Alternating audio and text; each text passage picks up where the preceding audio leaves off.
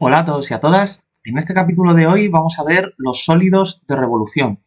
Más concretamente vamos a ver cómo se calcula el área de uno de estos sólidos y luego el volumen. Pero para empezar, como los sólidos de revolución se obtienen de rotar una curva contenida en un plano en torno a uno de los ejes, pues tenemos que hablar de las rotaciones. Así que vamos a hacer una breve introducción sobre las rotaciones en torno al eje Z, por ejemplo, y una vez entendamos ya cómo se rota, pues definimos los sólidos.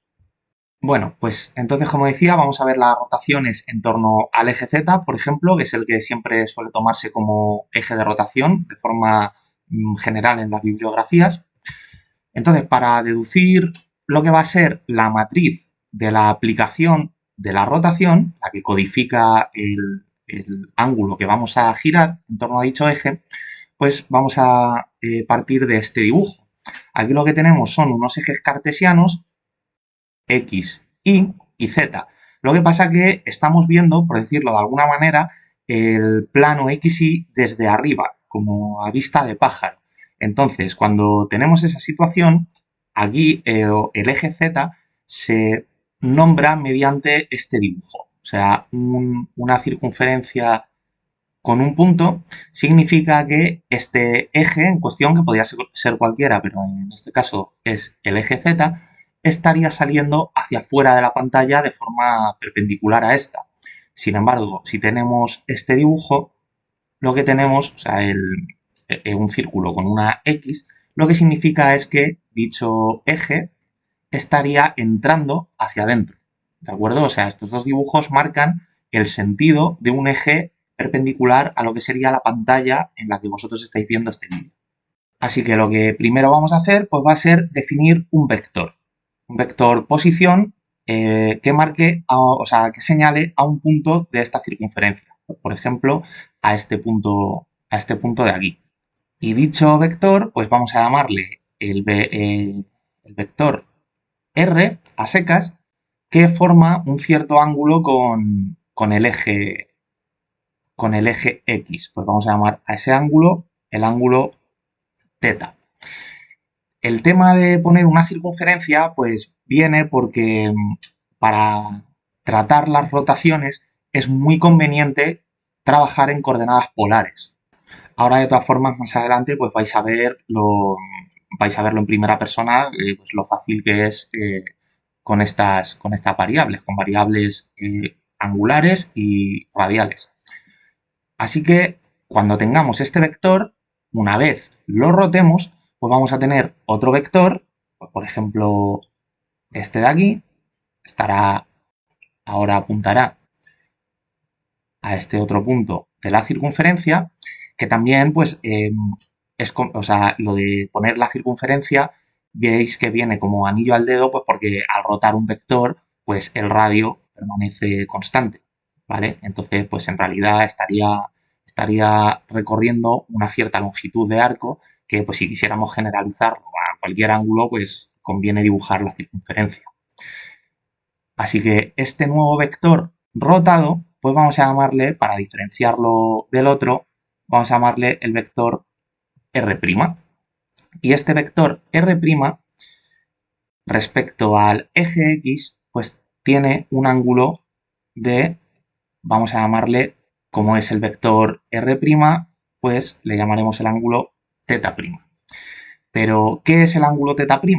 El ángulo θ'P es el ángulo θ que ya tenía el vector R en su posición inicial, más el ángulo que nosotros hemos rotado. O sea, pues por ejemplo, este de aquí.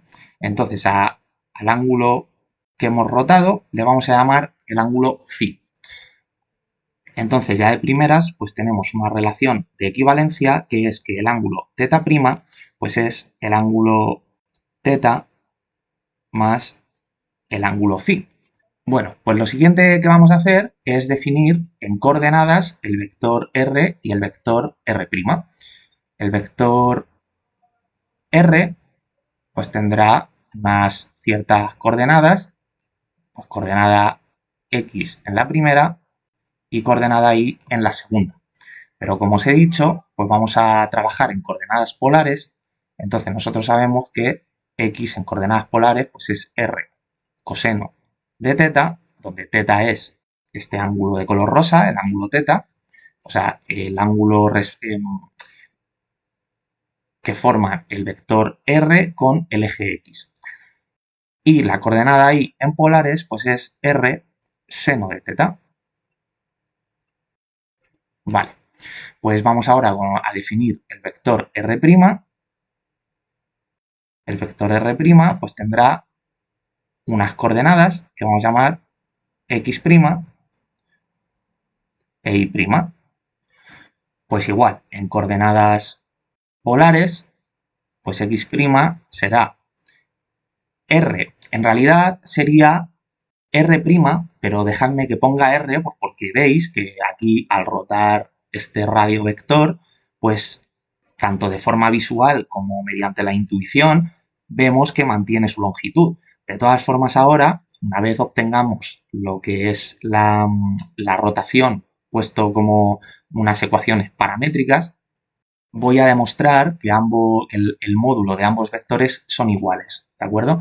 Pero bueno, de momento vamos a hacer un acto de fe, así mediante un argumento heurístico, de que el módulo del vector r tras la rotación se mantiene. Entonces, lo que será x', pues es r coseno de teta', como es lógico. Y la coordenada y', pues será r seno de teta'. Vale, pues como teta' nosotros ya sabemos que viene dado por esta identidad, pues vamos a calcular que es coseno de teta' y seno de teta'. Nos venimos aquí abajo y vamos pues primero con el coseno, por ejemplo.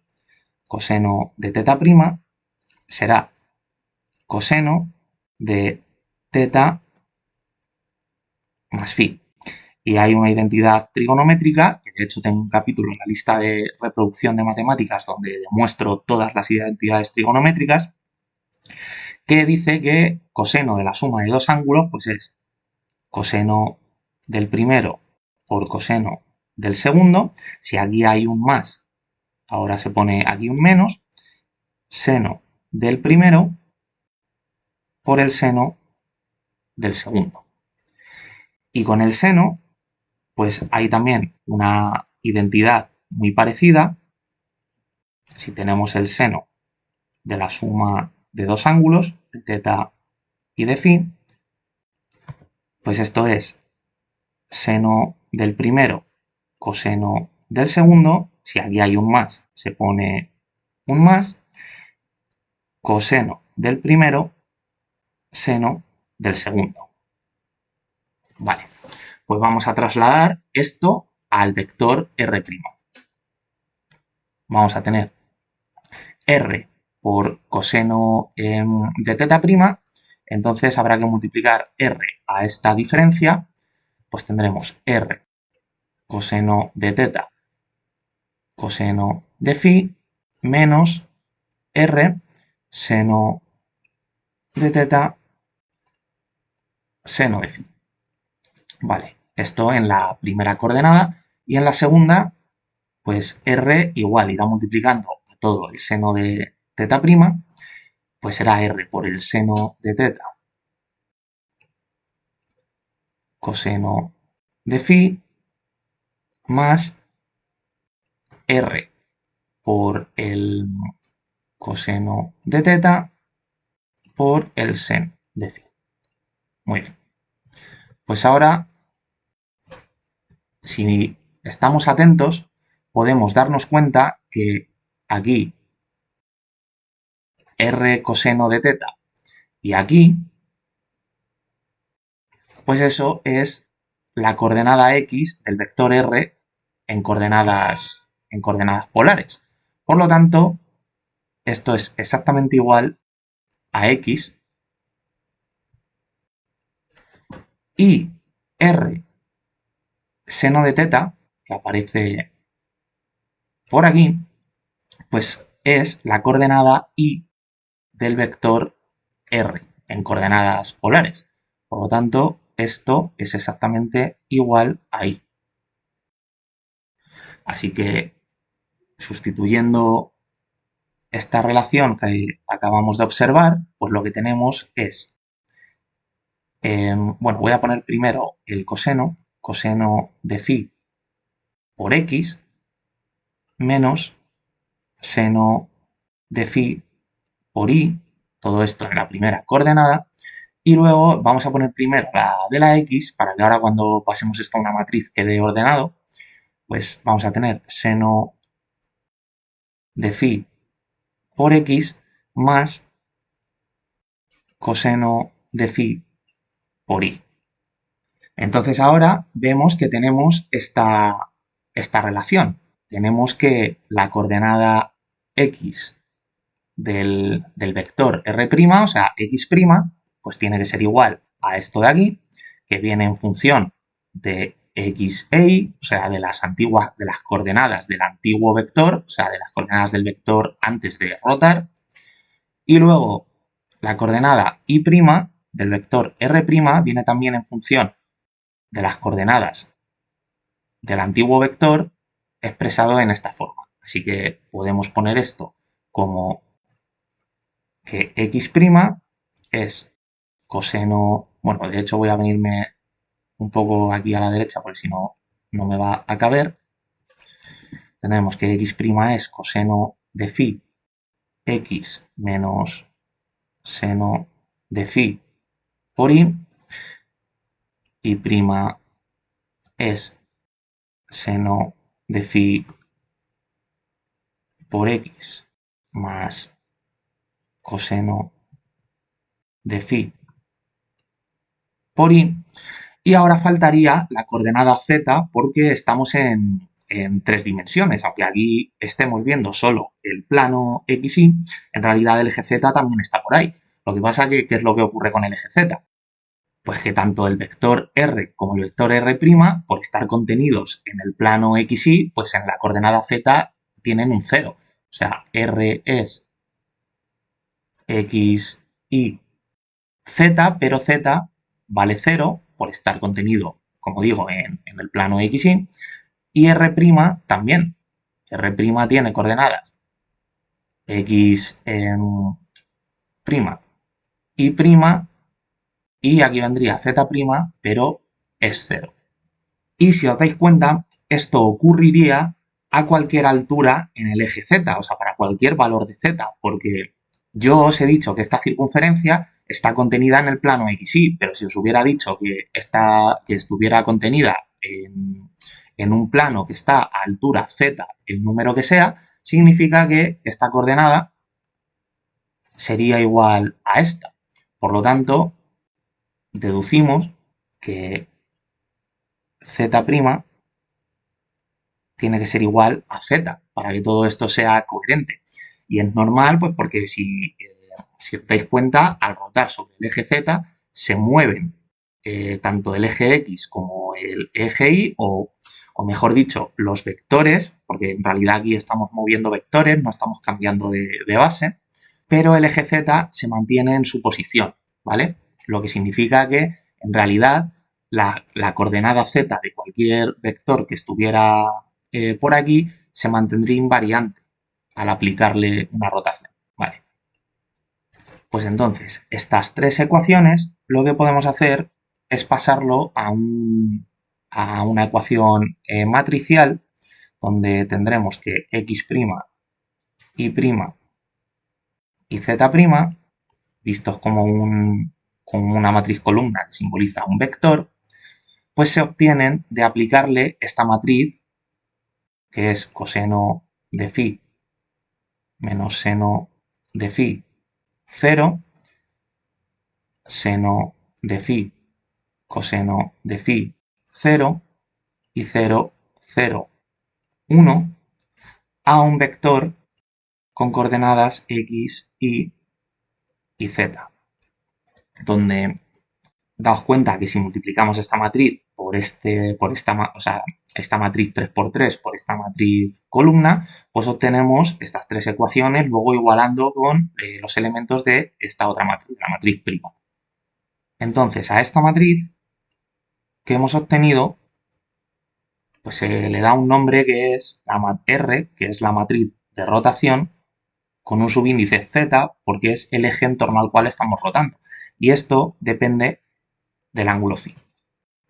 Aquí tengo que comentar unas cosillas, que es que puede ser que a veces veáis esta matriz con el menos en este elemento. O sea, aquí tiene un signo más y aquí un signo menos, ¿vale? O sea, están intercambiados de posición estos dos senos.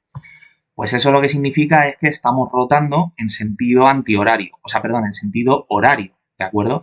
Porque estas matrices, las de rotación, que en concreto forman un grupo, y estas cumplen, aparte de una serie de propiedades por ser un grupo ortogonal y tal y cual, que esto ya lo contaré en algún capítulo en la lista de álgebra lineal, pues se cumple que la inversa de estas matrices debe ser igual a rotar en el sentido contrario, ¿vale? Si le dais un par de vueltas vais a ver que es lógico, porque sería hacer o ejecutar la aplicación que representa la rotación al revés.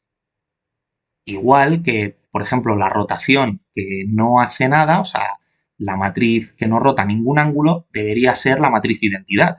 Y veis que si sustituimos aquí el ángulo phi por un 0, pues recuperamos dicha matriz, o sea, el 1 de las matrices. Pues lo que os decía es que la matriz inversa intercambia este signo menos aquí en este seno, porque al ser el coseno una función par y el seno una función impar, pues las matrices, o sea, R, la matriz de rotación inversa, esto es igual que la matriz de rotación, la normal, pero rotando un ángulo en sentido contrario, o sea, un ángulo negativo, ¿vale? Entonces, por ser el coseno, como decía, una función par, pues ponerle el ángulo negativo aquí en el argumento no lo altera, sin embargo, al seno sí. O sea, el seno de menos phi es igual a menos seno de phi, por ser una función impar. Entonces, cuando ocurre esto, es cuando se intercambia de posición este signo menos. Y de hecho, si calculáis la inversa de esta matriz por el método convencional, pues vais a ver que es equivalente a hacer esto que os digo, ¿vale? Lo digo por si veis por ahí por internet que está el signo menos cambiado de posición, no es que esté mal, sino que lo que están interpretando es que se está rotando en otro sentido respecto al convencional, que al menos aquí en España se hace, que es en sentido antihorario, ¿vale?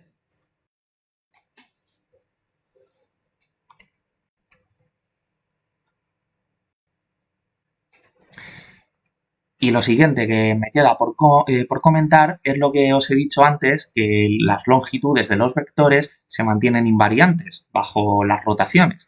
O sea que este vector R es exactamente igual que R, o sea, bueno, no el vector, sino el módulo, es decir, el módulo de R es exactamente igual que el módulo de R'. Entonces, para ver eso, vamos a coger, pues, por ejemplo, un vector general y vamos a llamarle el módulo de incremento de R', o sea, esto es el módulo de un vector una vez hemos rotado al vector original. ¿Y por qué pongo incremento? Pues porque si no ponemos incremento, a lo que estamos haciendo referencia es a un vector que nace en el origen de coordenadas. Porque ya sabéis que un vector se lee como la diferencia de dos puntos, ¿vale? Como la resta de dos puntos, que no dejan de ser dos vectores posición, señalando a dichos puntos. Lo que pasa que si el punto original es el 0, 0, pues claro, al restar, pues queda el mismo punto, o sea, un vector. Pero al poner aquí el incremento, lo que estamos diciendo, pues es que, por ejemplo, podemos tener un vector tumbado, pues imaginaos por aquí, este vector de aquí, vamos a llamarle incremento de R, porque lo que tendríamos sería este vector señalando al punto de aquí y otro vector señalando a este otro de aquí. Entonces, pues si llamamos, por ejemplo, a este vector R inicial y a este otro R final, pues la diferencia de R final menos R inicial, pues da incremento de R, que es este vector, que no nace en el origen de coordenadas, nace aquí, en este punto, ¿vale? Bueno, pues volviendo al módulo de un vector rotado, vamos a elevarlo al cuadrado para deshacernos de la raíz y entonces nosotros sabemos que el módulo de este vector, pues lo que será es el incremento en x prima al cuadrado más el incremento en y prima al cuadrado más el incremento en z prima al cuadrado. Entonces, nada más que tendremos que sustituir en los incrementos de estas coordenadas primas las expresiones que hemos obtenido aquí. Lo único que, pues donde haya una x pondremos incremento de x y donde haya una y, incremento de y. Y bueno, y con la z también lo mismo. Entonces, incremento de x al cuadrado, pues es esto de aquí, coseno de tal y cual. Esto lo elevamos al cuadrado. Lo que pasa es que, bueno, claro, acabo de decir que hay que poner aquí incrementos.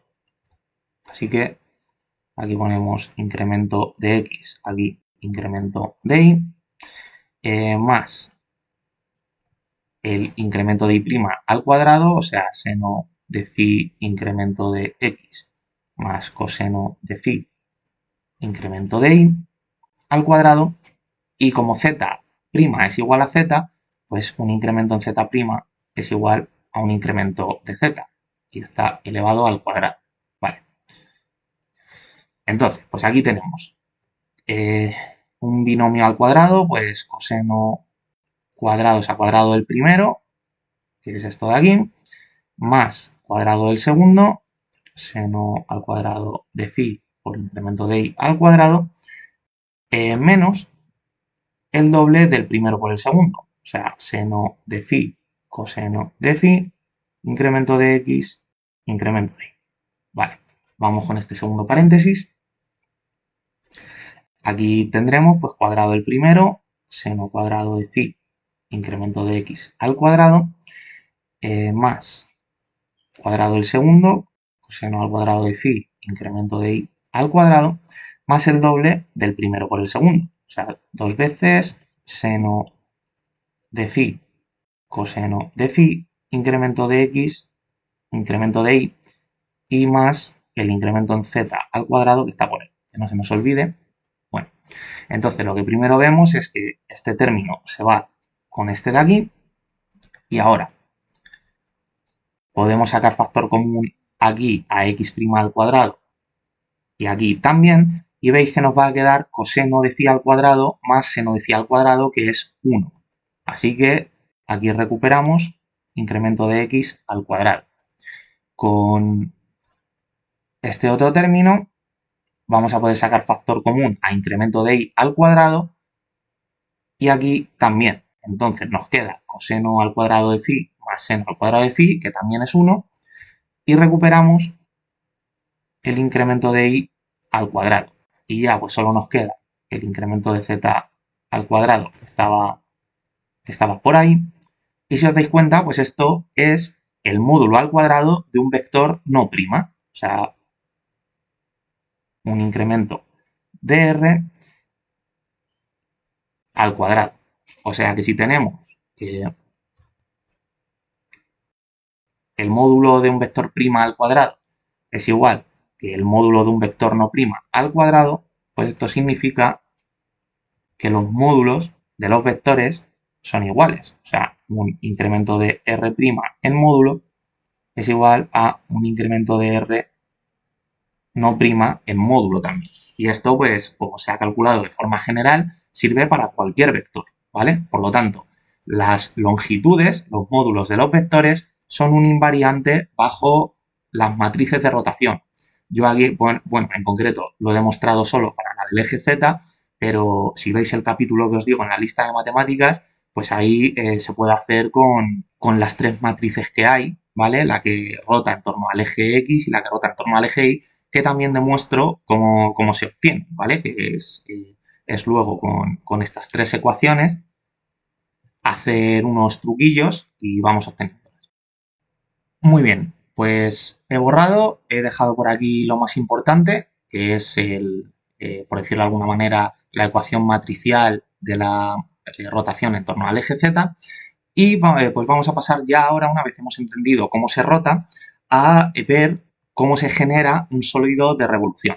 Entonces, vamos a tener este dibujo primero, que consiste en un plano con coordenadas o con ejes x', z', donde veis que los he cambiado de posición y les he llamado prima, ¿vale? ¿Por qué hago esto? Bueno, pues más que nada porque como lo que vamos a trabajar es con el objeto que se va a generar una vez hagamos la rotación, pues para no estar escribiendo las coordenadas de dicho objeto tras rotar todo el rato con la prima, dejadme que lo llame al revés, que aquí veis que lo he puesto cambiado, que es que a las coordenadas antes de rotar las llamo prima y a las coordenadas después de rotar las llamo no prima, ¿de acuerdo? Pero esto es más que nada, o sea, esto es un cambio de notación que he hecho, no significa que esto sea la matriz inversa de lo que he hablado antes, sino que es pues, para no estar escribiendo en las ecuaciones todo el rato la coma. Y lo de que esté cambiado de posición el eje X, que comúnmente suele estar en el eje horizontal, que bueno, nunca me acuerdo si es el de abscisas o el de ordenadas, pero bueno, el horizontal, pues es porque luego cuando demos a todo esto la vuelta en un espacio de R3, quedará puesto de esta forma, con el eje X aquí, el eje Y aquí y el eje Z aquí, y lo que, como vamos a rotar en torno al eje Z, el objeto que rotemos va a tener una simetría bilateral respecto a dicho eje. Entonces es conveniente definirlo de esta manera también por una cosa muy importante, que es que si el objeto va a existir a lo largo del eje Z, como aquí veis que está puesta esta curva, si nosotros intercambiáramos los ejes y aquí yo a esto le llamara, al X' le llamara Z' y al Z' X', esta curva, en vez de estar puesta en esta posición, estaría puesta más o menos así. ¿Y qué ocurre con esta curva? Pues que vendría representada por una función que no es inyectiva. Porque veríais que a cada punto del eje X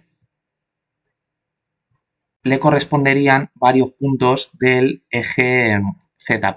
Por ejemplo, a este punto en X le corresponde este, pero también le corresponde este.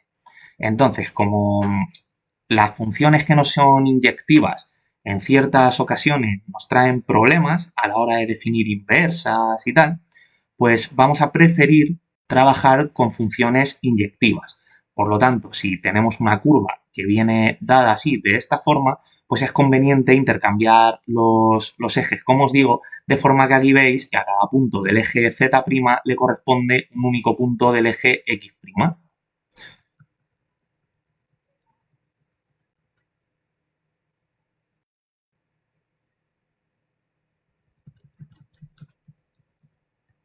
Bueno, entonces volvemos al dibujo original. Tenemos una curva que vamos a llamar gamma, que está definida entre un valor inicial de z y un valor final. O sea, existe en un intervalo AB. Por lo tanto, después de rotar en torno al eje z, lo que vamos es a obtener un dibujo de este estilo. Si consideramos la superficie que va a ir barriendo la curva gamma cuando rotemos, pues eso va a generar la superficie de un sólido que va a ser un sólido de revolución. Y también dicho sólido de revolución, aparte de la superficie, pues definirá un volumen, ¿vale? Ahí, pues por eso, a lo largo de este capítulo vamos a calcular las dos cosas, tanto la superficie del sólido de revolución como su volumen. Entonces, una vez tenemos nuestro sólido, lo que notamos es pues, que al haber rotado en torno al eje Z, pues este punto de aquí el punto que tiene en la coordenada z el valor b, pues este punto, pues yo qué sé, pues tendrá un valor en la coordenada x, el que sea, y en z el valor b, pero este punto al rotar lo que va a describir es una circunferencia, pero no solo este punto, sino todos los puntos de la curva al rotar, podemos venirnos aquí, pues van a describir una circunferencia ya en un espacio de 3 coordenadas, en R3, donde aquí no lo he dibujado, más que nada pues para ahorrar espacio, pero pues por aquí estaría el eje Y. Entonces, eso lo que significa es que cada punto de la superficie del sólido va a tener una distancia al eje de rotación que no va a ser una distancia cualquiera, sino que va a coincidir con el radio de la circunferencia que describe cada punto en su rotación, ¿vale? Por lo tanto, aquí, pues yo me he venido al punto final de la curva, por decirlo de alguna manera. Entonces, dicho punto, que es este de aquí, en su rotación genera esta circunferencia y esta circunferencia pues tiene este radio. Pero, por ejemplo, el punto inicial, ¿vale? Este, en su rotación, pues también genera una circunferencia que tiene este radio de aquí. Vamos a llamarle R también. Y veis que pongo que el radio es una función de z, pues porque según qué punto de la curva original escojamos o de la superficie, pues no va a tener generalmente la misma distancia al eje de rotación. Por lo tanto, como en un diagrama de esta forma, x en este eje y z en este otro, las distancias paralelas a lo que sería aquí el eje x van a ser funciones de z, igual que cuando tenemos unos ejes, que son los cartesianos, o sea, x, y, que bueno, estos son los cartesianos también, pero bueno, están como desordenados. Pues cuando tenemos unos ejes x, y, cada altura en y, pues corresponde a un cierto valor de una función evaluado en su punto x correspondiente. Por ejemplo, si tenemos esta curva, ¿vale? Pues esta altura de aquí, pues será una cierta función en este x sub 0, pues por ejemplo vamos a llamarle x sub 1, esta otra altura de aquí será la misma función evaluada en un x sub 2 y así pues con cualquier altura que nosotros queramos definir, pues aquí ocurre exactamente lo mismo. La distancia de cada punto de la superficie al eje de rotación pues será una función de z. Entonces la pregunta es, ¿cómo se genera? O sea, porque yo os lo acabo de contar así con palabras, pero ¿cómo describimos matemáticamente lo que sería la superficie de revolución? Al estar contenida aquí en un espacio de R3, pues entonces esto es una superficie, tiene que ser una función, si viene dada de forma implícita, pues de 3 variables, pero de forma explícita una de las variables es dependiente de las otras dos, ¿vale? Es como decir que z es una función de x, y, que es lo que estamos acostumbrados nosotros a trabajar de toda la vida. Entonces, para transformar esta curva en esta superficie, pues lo que tenemos es que coger la rotación, si estamos rotando en torno al eje z, pues la rotación en torno al eje z, y venirnos al plano donde hemos definido la curva gamma. Pues vamos a decir que la forma explícita de gamma, pues esto será una función que vaya de R a R, en concreto en el dominio de un intervalo AB, ¿vale? Podríamos ponerlo, si queréis, así también, va de un intervalo AB que está contenido en R a R también, y esto pues lo que significa es que x es una función de z. Entonces, como esta curva no pertenece a un plano zx, no tiene coordenada y, pues nosotros en la rotación en torno al eje z significa que la coordenada y' es 0. O sea, aquí y' no tiene ningún valor, repito, porque la curva gamma está contenida en el plano z', x', por lo tanto, estos términos de aquí se anulan. Así que los borramos y lo siguiente que tenemos que hacer es elevar al cuadrado estas dos ecuaciones con el objetivo de eliminar la dependencia del ángulo. Vais a ver que si ponemos aquí x al cuadrado, pues tendremos coseno al cuadrado de phi x' al cuadrado y aquí y al cuadrado es igual a seno al cuadrado de phi por x' al cuadrado.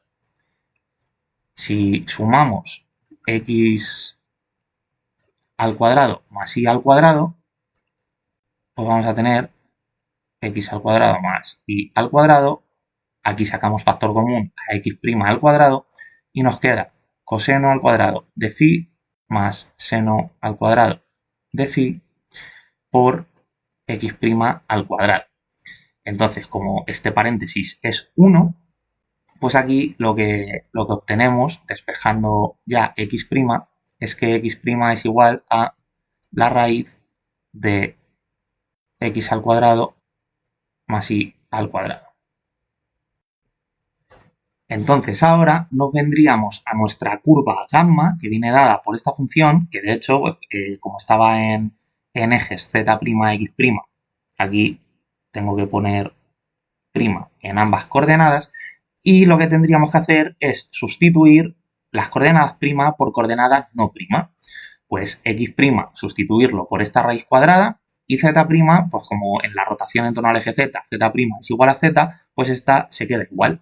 Entonces, esto implicaría que la superficie la obtendríamos de coger esta curva e incorporarle la rotación de la siguiente forma.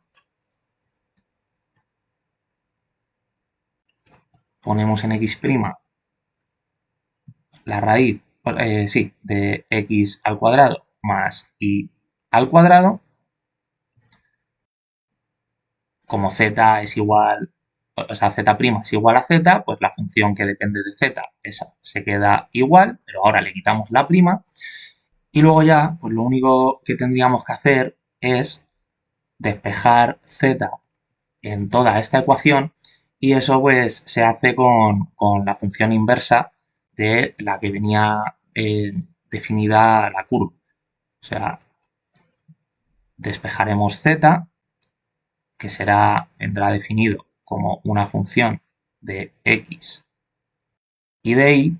Entonces eso, despejaríamos aquí la función como la función inversa, pero la función inversa donde en su argumento, en vez de tener x', que era lo que tenía antes, pues ahora tiene la raíz de x al cuadrado más y al cuadrado. Pues esto significa que si esta función venía dada por, vamos a poner aquí que esto es un ejemplo, pues x' es z' más 3, ¿vale? Para no complicar la cosa, pues esto significa que aquí la función inversa pues sería despejar z', entonces z' es x' menos 3. Pues lo que tendríamos que hacer aquí para definir la superficie pues sería decir que z es x', que ahora es esta raíz, x al cuadrado más y al cuadrado y restarle 3. Y esto estaría definiendo pues como una especie de cono. O sea, yo aquí he dibujado una vasija, pues esto sería como el típico cubo para tirar papeles o algo así. Donde, bueno, aquí pues si queréis, para no llamar a esta función f inversa, pues definimos que f inversa es, yo qué sé, f mayúscula y nos quitamos de poner aquí la inversa, pues yo qué sé, por si os molesta o lo que sea. Entonces podemos definir la forma explícita de esta superficie, que vamos a llamar la superficie S, por ejemplo, y entonces tendremos que F inversa lo acabamos de definir como una nueva función f mayúscula, donde ahora esta función, pues lo que va a ir es R2 a R, porque es como se definen las funciones que representan superficies. Vale, bueno, pues lo siguiente, vamos a pasar ya a ver cómo calculamos el área en primer lugar y luego el volumen de este sólido. Y dejadme que borre esto que he puesto aquí arriba de las rotaciones en torno al eje Z y que me quede solo pues con que cuando queremos generar un sólido de revolución rotando en torno a este eje, pues lo que tenemos que hacer es sustituir x' por raíz de x cuadrado más y al cuadrado en la función de la curva que va a ser como la generadora del sólido. Bueno, pues una vez recolocado esto, antes de pasar a calcular el área, vamos a ver la forma paramétrica de la curva, porque como estaréis intuyendo, pues esto se va a hacer mediante el cálculo integral y vamos a necesitar parametrizar gamma para más que nada resolver la integral de línea que nos va a aparecer en breve. Así que gamma en forma paramétrica, pues esto es una función vectorial que nos lleva de un dominio que es R, que en realidad es un intervalo en R, ¿vale? Un intervalo en el parámetro, pues por ejemplo, t, si lo parametrizamos en t, y nos lleva a R2, o sea, nos devuelve puntos de una curva contenida en un plano, ¿vale? Estamos aquí, en este primer dibujo. Entonces, pues, por ejemplo, bueno, o sea, vamos a poner esto antes de ver ningún ejemplo, pues al parametrizar gamma, pues esto abrimos aquí unas llaves. Entonces, la coordenada z, ya no voy a poner z' en historia, ¿vale? Pero estamos en este dibujo. Entonces, z lo definiremos pues, igual que cuando parametrizamos. Tenemos un grado de libertad para parametrizar una curva, pues decimos que z es ahora una función de t y por lo tanto x que venía dado por esta función, pues será una función de z que ahora depende a su vez de t. Entonces, como os decía, como va a haber por ahí una integral de línea, pues vamos a calcular las derivadas de la parametrización, porque si ya habéis visto el capítulo de integrales de línea, pues sabéis que son necesarias. Entonces, vamos a definir z punto como la derivada de z respecto de t.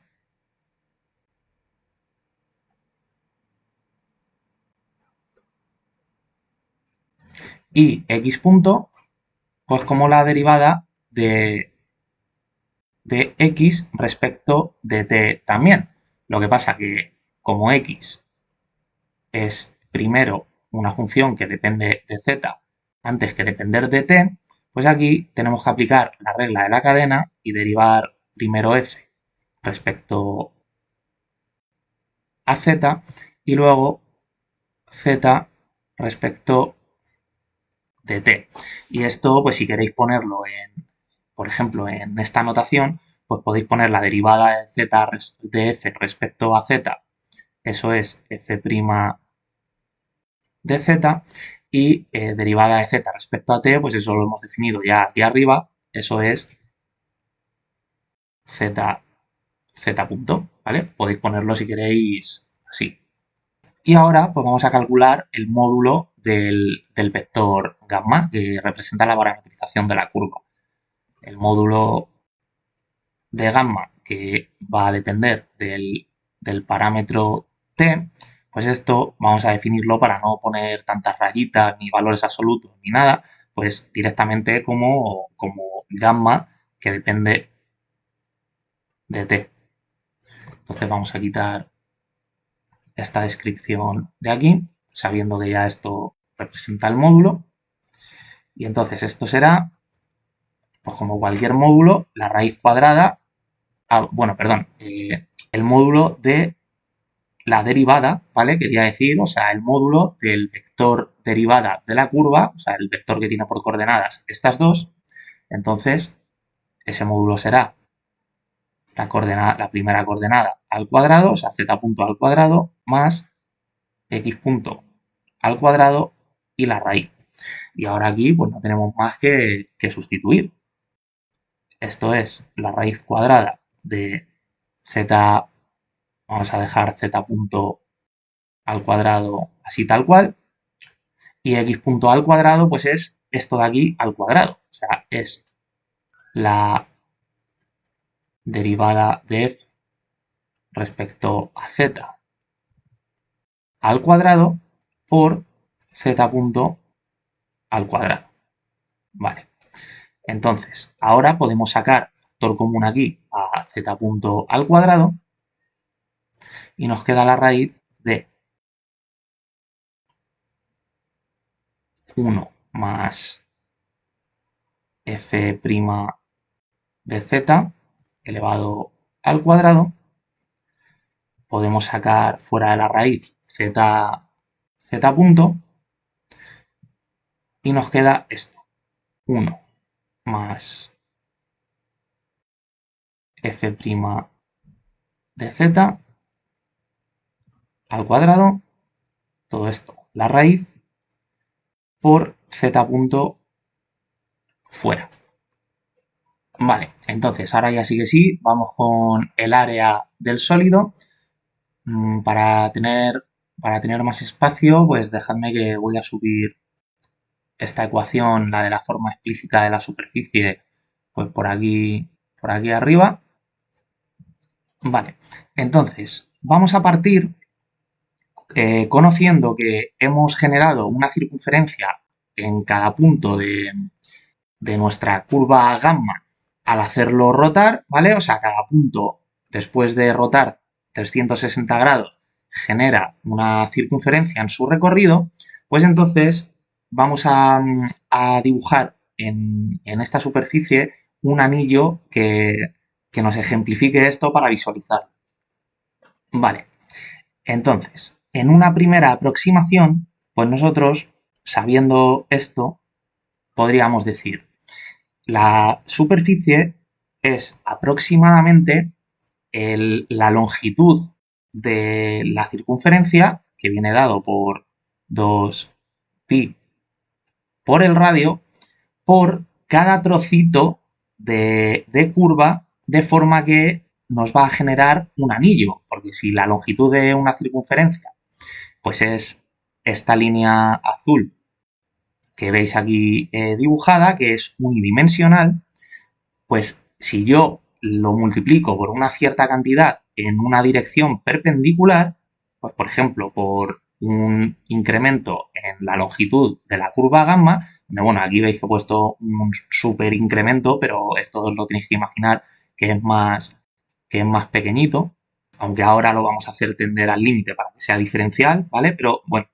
tendríamos este anillo, ¿vale? Donde lo que está dibujado en azul es como un aro de grosor infinitesimal.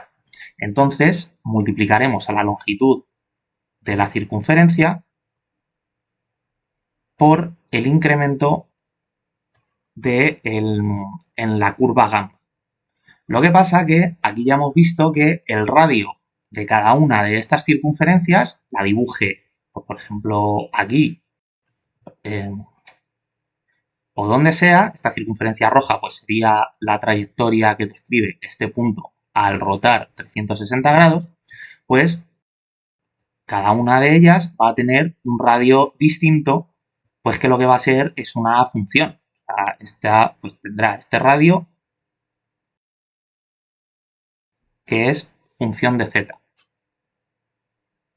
dado por la altura de cada punto de la curva en el eje x', que está puesto en función de z, mediante la función f. Por lo tanto, esto será, o el área será aproximadamente 2pi por una función de z, que es el radio, y por un incremento en la longitud de la curva. Pues ahora, para calcular la superficie no de forma aproximada, sino lo que en realidad es, pues vamos a llevar esto al límite sumando los infinitos aros que hay en cada punto a lo largo de la longitud de la curva. Entonces, pues eso se hace con una integral, como 2pi es constante,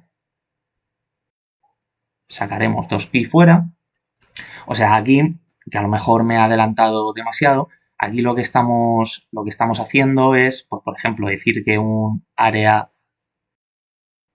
sub i, pues es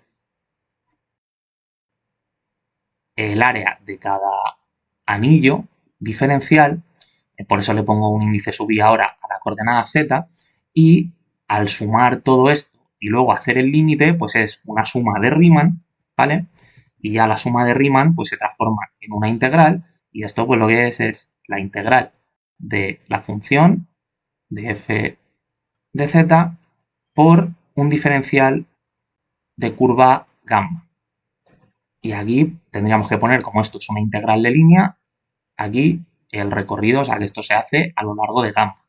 Vale, pues lo siguiente que hacemos es, como ya nosotros sabemos resolver integrales de línea, lo que tenemos es que componer la función, que en este caso depende de z, con la parametrización y sustituir el diferencial de gamma por la derivada diferencial de t, puesto que diferencial de gamma entre diferencial de t es gamma punto, pues diferencial de gamma es gamma punto diferencial de t. O sea, esto no me voy a entretener a demostrarlo porque esto ya lo hice en el capítulo de integrales de línea, ¿vale? Que es un capítulo que necesitáis haber entendido para poder saber esto. Lo único que fijaos aquí que como la curva está contenida en un plano, pues no tenemos que componer la función f con toda la parametrización, sino que basta pues con poner z parametrizado, o sea, z en función de t. Así que esto en el siguiente paso, pues lo que vamos es a tener la función f habiendo incorporado la parametrización de z, y diferencial de gamma pues es el módulo de la derivada de la parametrización, que depende de t, por diferencial de t. Y todo esto pues ahora entre t en a y t en b, que habría que calcular los límites de la integral mediante la parametrización, ¿vale? Eso, repito, lo vimos cómo se hacía en el capítulo de integrales de línea. Y aquí, pues bueno, como esto en realidad es una curva plana, pues podemos ampliar esta ecuación un poquito más, diciendo que, pues aquí ahora tenemos la integral de esto, de f de z que depende de t, por esto de aquí,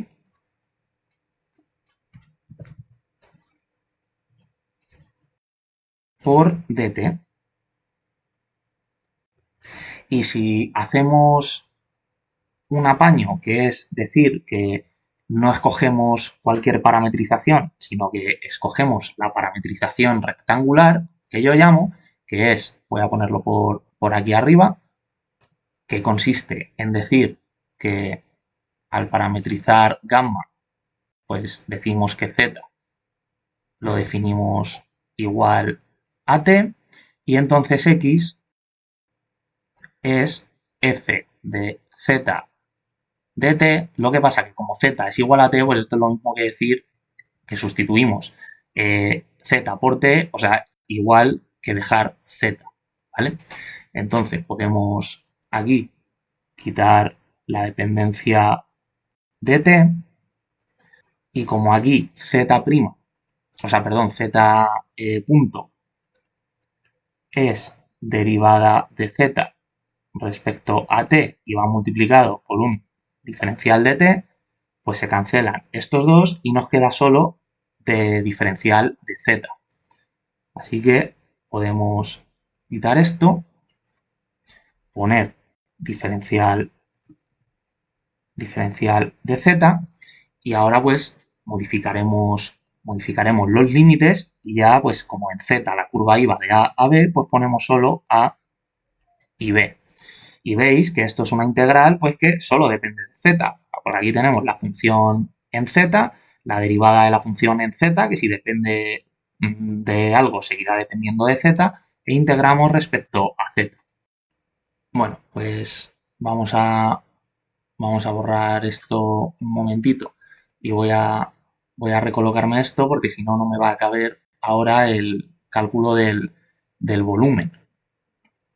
Bueno, pues este cálculo, el del volumen del sólido, se suele hacer, o lo más fácil, porque a veces no se podrá, pero bueno, eso ya no voy a abarcar hasta tal punto, pues suele hacerse por el método de los discos que se conoce. Entonces vamos a poner un dibujo para visualizar en qué consiste todo esto. Y aquí podéis ver que el dibujo es muy parecido al anterior, lo que pasa que ahora en el anillo que habíamos calculado antes estamos teniendo en cuenta su área, cuando antes estábamos teniendo en cuenta solo el área de la superficie exterior. Pues ahora, al tener en cuenta el área que forma este disco y tener también en cuenta el incremento infinitesimal en la dirección perpendicular, o sea, en la dirección z, que sería lo que le daría grosor a este disco, que sería lo que antes era la superficie del anillo, que ahora vamos a llamar, que no me cabe muy bien por aquí, con una flecha, vamos a decir que el grosor este es un incremento en z, y a lo mejor os preguntaréis, ¿por qué ahora el grosor se, se llama incremento de z y no es un incremento en la curva gamma? Pues porque el incremento en la curva gamma ya lo lleva codificado el área, que el área es esta que he pintado aquí, he coloreado en azul oscuro, porque el área de cada uno de los infinitos discos que nos dan la superficie de este, o sea, el volumen de este sólido, al sumarlo, pues ya son distintas. O sea, en cada punto de z, el área del disco que pasa por ese punto, o que dicho punto está contenido en ese disco, pues ya depende de z, ¿vale?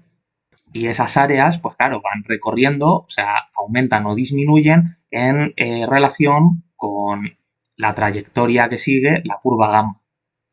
Por lo tanto, pues igual que antes, aquí podemos hacer una primera aproximación de lo que va a ser el volumen del sólido y como el área de cada uno de estos discos, pues nosotros sabemos que es el área de una circunferencia, pues es pi por r al cuadrado, o sea, por el incremento en z, donde, bueno, aquí pues me estoy dando cuenta que antes lo que os he dicho, aquí lo que en la superficie, aquí lo que estaríamos calculando es la superficie de un anillo, entonces aquí habría que hacer un sumatorio, voy a ponerlo.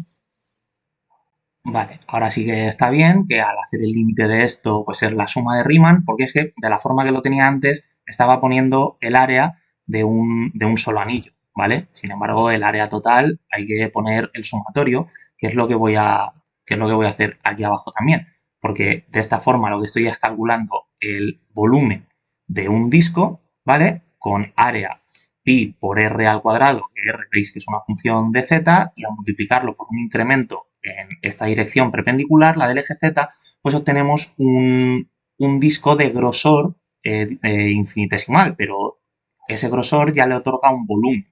Entonces, para poner el volumen total, eso será el sumatorio de todos esos discos, o sea, de pi por r sub i al cuadrado por un incremento en z, ¿vale? Entonces, igual que antes, el sumatorio le dejamos igual, pi es constante y r, pues es la función que depende de z, que voy a ponerle z sub i haciendo referencia a que cada subíndice i es cada disco que pasa por un cierto valor de z, entonces esto va elevado al cuadrado y por el incremento en z. Vale, entonces ahora ya sí que sí, para calcular el volumen total, pues hacemos la suma de Riemann, y que consiste en hacer el límite pues, cuando la n del sumatorio tiende a infinito aquí. Entonces eso nos da esta integral. Saco fuera de la integral pi porque es constante y tendremos la integral de f de z al cuadrado por diferencial de z. Y como el intervalo, o sea, el sólido existe en un intervalo en z que va desde a hasta b, pues la integral desde a hasta b. Y veis que calcular el volumen del sólido pues es incluso muchísimo más fácil que calcular la superficie. Y nada, pues ya con esto no tengo nada más que comentar de los sólidos de revolución. Existen más métodos para calcular el volumen, porque hay veces que la geometría de ciertos sólidos al rotar las curvas que los generan, pues es un poco puñetera, pero bueno, o sea, para tener un conocimiento general, que es el objetivo de este curso, pues con esto nos vale. Entonces nada, ya nos vemos en el siguiente capítulo y espero que os haya gustado esto.